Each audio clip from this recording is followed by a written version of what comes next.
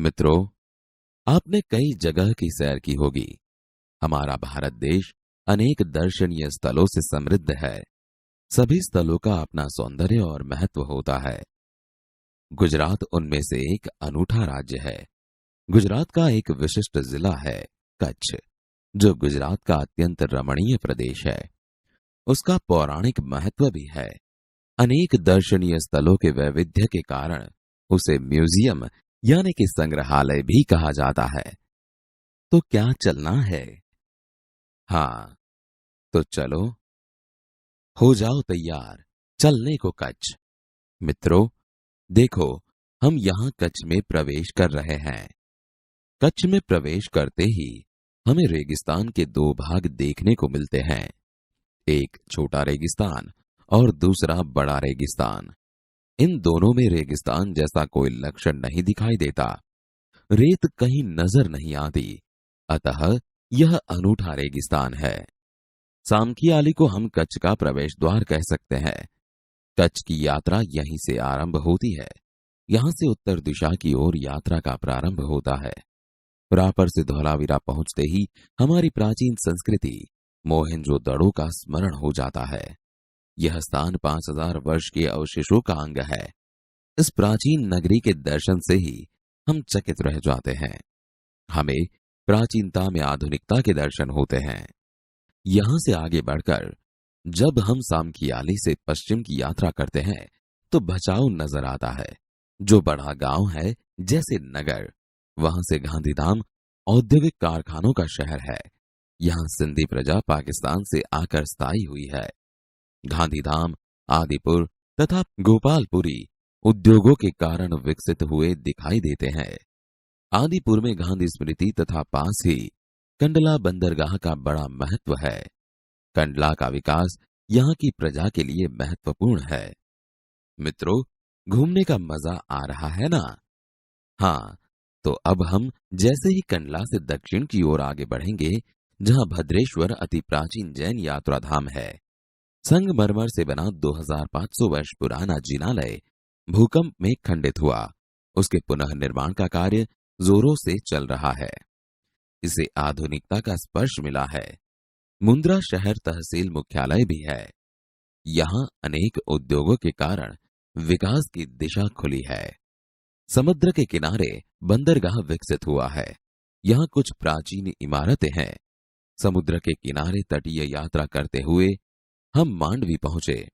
मांडवी अति सुंदर बंदरगाह है। बड़ा प्राचीन नगर है। यह शहर राजा के महल, पवन चक्कियों तथा समुद्र तट के कारण अधिक दर्शनीय बना है। यहाँ वीआरटीआई ग्राम्य संस्था है। 72 जिनालय है। पास ही बिदड़ा गांव में अंतर्राष्ट्रीय अस्पताल है। मांडवी से आगे चलते डुमरा, कोठीरा, सुधरी और जखो महत्वपूर्ण गांव है। जैनों का प्राधान्य यहाँ नजर आता है। नलिया शहर तहसील का केंद्र है। यहाँ वायुसेना का मुख्य अड्डा है।